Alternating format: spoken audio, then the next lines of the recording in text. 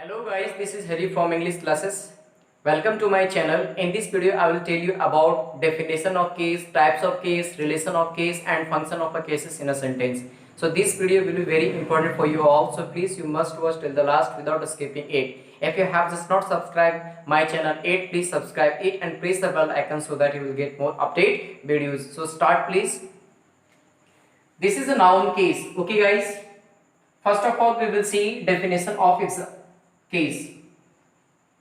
Case of a noun or pronoun is that which makes the relation to the other words. Okay guys, case एक noun और pronoun होता है. Case noun और pronoun का एक part होता है जो दूसरे वर्ड के साथ रिलेशन बनाता है, ठीक उसी को हम केस कहते हैं. Now we have to discuss about types of case. So guys, this is a types of case. Types of case. First is that is nominative case. Nominative case. It has other name, that is a subjective case. Now the second one, that is objective case. Objective case. It has two more parts. One is dative case, guys. One is dative case and second is accusative case. Now the third one, that is of possessive case. Possessive case, guys. It has also other name, that is a genitive case. Genitive case. Now the last one, that is vocative case, guys. Vocative case. So guys, here we just got about types of cases, that is nominative case, objective case, possessive case and the vocative case. Now we are just going to learn about one by one what is nominative case, what is objective case, what is possessive case and what is vocative case, guys. So take care. This is a nominative case. We have to see first one, that is a nominative case. Nominative case, guys. So when a noun or pronoun is used as subject of a verb. जब एक noun और pronoun का प्रयोग subject of a verb के रूप में करते हैं तो ठीक उसी को हम नॉमिनेटिव केस कहते हैं, guys. When a noun is used as a subject of a verb in a sentence, that is called nominative case. It comes often in a sentence at first. Okay, यह sentence के सबसे पहले आता है nominative case. और nominative case जो होता है गाइस, वह डूअर होता है, वह काम करने वाला होता है. जैसे अभी मैंने बोला doer, do plus E are. Do क्या है गाइस? वर्ब है, ठीक है.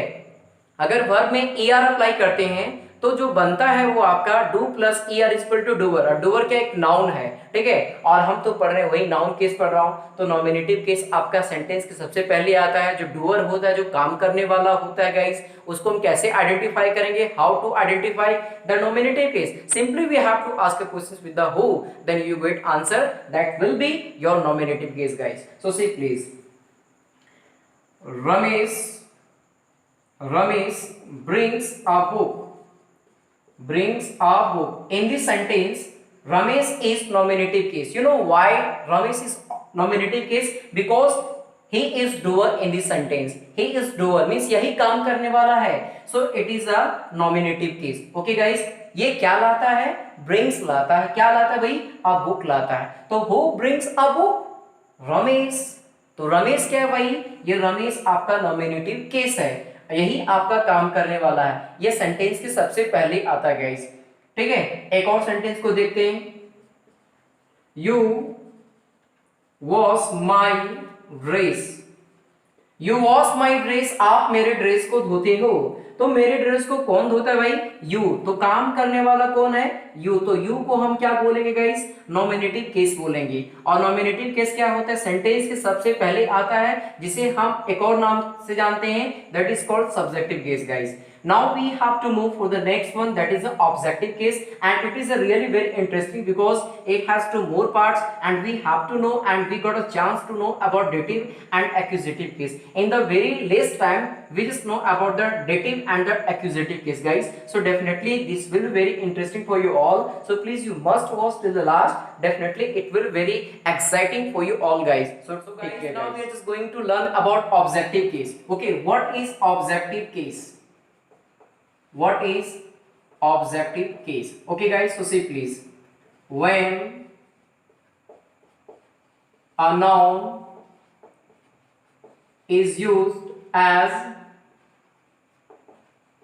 object of a verb. हम यहां पे कैसे जानेंगे कि अगर कोई भी नाउन का प्रयोग किया जाता है as a object of a verb, तो उसी को हम कहते हैं ऑब्जेक्टिव केस।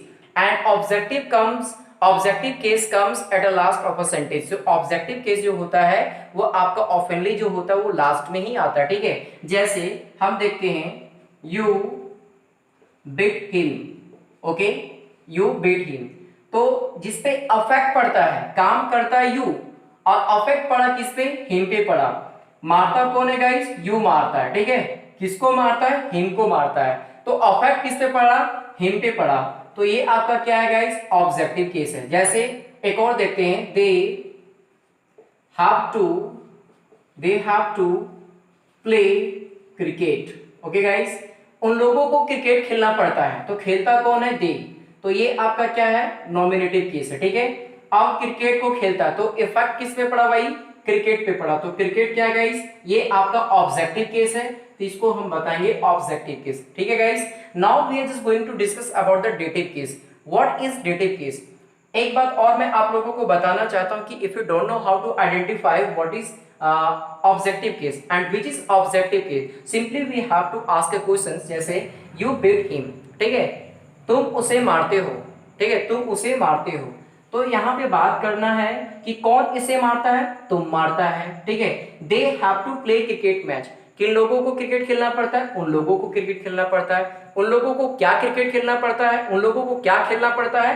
क्रिकेट खेलना पड़ता है। तो if we have to ask the questions with the what, okay, then we got answer, then we get answer, that is the objective case guys. तो अगर हम व्हाट लगा करके क्वेश्चन करते हैं वर्ब के साथ, तो जो हमें आंसर मिलेगा वो आपको मिलेगा ऑब्जेक्टिव केस गाइस, ठीक है। अब इसका जो पार्ट है दैट इज डेटिव केस। अब हम सीखेंगे कि डेटिव केस होता क्या है, ठीक है। When a noun is in indirect object,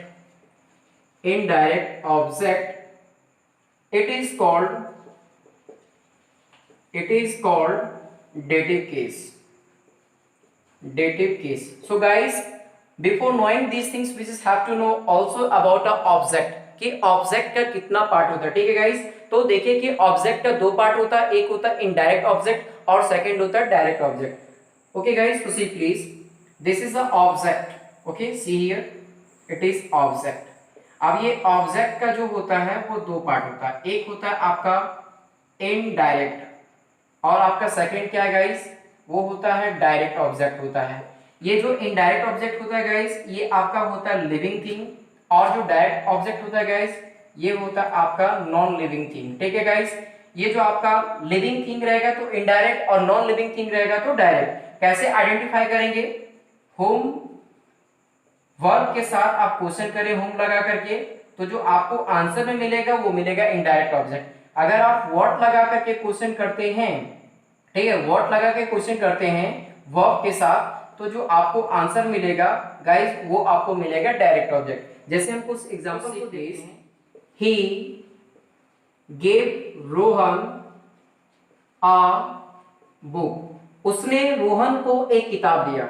so Rohan is indirect object and a book is direct object. It is a direct and it is a indirect object because Rohan is living thing, and our book is non-living thing. That is why we may say it is a direct or it is a indirect. Now we have to know about asking a questions with the whom and what, then we may get answer indirect or direct. Okay, so see, he gave Rohan a book. उसने रोहन को एक किताब दिया गया, ठीक है, उसने रोहन को किताब दिया, तो उसे क्या दिया? किताब दिया। रोहन को क्या दिया? किताब दिया, ठीक है। किसे किताब दिया गया? रोहन को किताब दिया गया। तो सिंपली भाई हमें पता चल गया कि होम से क्वेश्चन करेंगे तो मिलेगा इनडायरेक्ट ऑब्जेक्ट, और व्हाट से क्वेश्चन करेंगे तो हमें क्या मिलेगा? Direct object. So guys, here we just got about the dative case. Now we are just going to learn about the accusative case. That will be very important for you all. So please you must watch till the last. Okay guys? Accusative case. Accusative case. Okay guys, what is accusative case? Just try to understand. When a noun is used as object of a preposition. Okay guys, preposition. Okay, when a noun is used as object of a preposition, जब किसी भी noun का प्रयोग हम object of a preposition के रूप में करते हैं तो ठीक उसे हम एक्यूजेटिव केस कहते हैं, ठीक है। ऑब्जेक्ट ऑफ अ प्रीपोजिशन, जैसे कुछ एग्जांपल्स में देखते हैं, there is a book on the table guys, on the table. So on is preposition, okay, and table is noun, right? तो ठीक इसके पहले preposition का यूज हुआ है, तो जो टेबल है गाइस वो आपका क्या है? एक्यूजेटिव केस का नाउन है, ठीक है। हम कुछ और देखते हैं, she lives in Mumbai. Guys in this sentence Mumbai is noun, right, and in is, what is in? This is a preposition. तो ठीक मुंबई के पहले प्रीपोजिशन का यूज हुआ है, तो जो आपका मुंबई है वो आपका एक्यूजेटिव केस का आपका नाउन है guys. So here we just got about the accusative case. Now we are just going to learn about possessive case. And the what is possessive case? Simply we just have to know here what is possessive case. So see number third, that is possessive case. Possessive case. Guys, see please.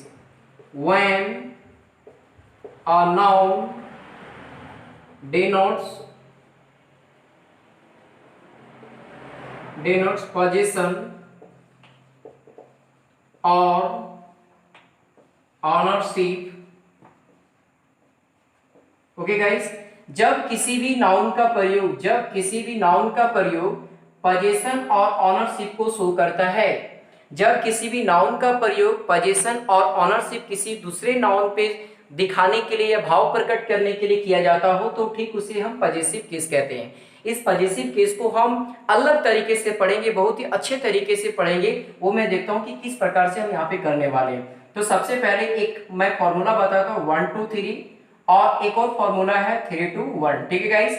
सो 1 2 3 अगर आप apply करते हैं तो इसमें आपको apostrophe S लगाना होगा, ठीक है, और अगर आप 3 2 1 का अप्लाई करना चाहते हैं तो आपको यहाँ पे ऑफ लगाना होगा, ठीक है।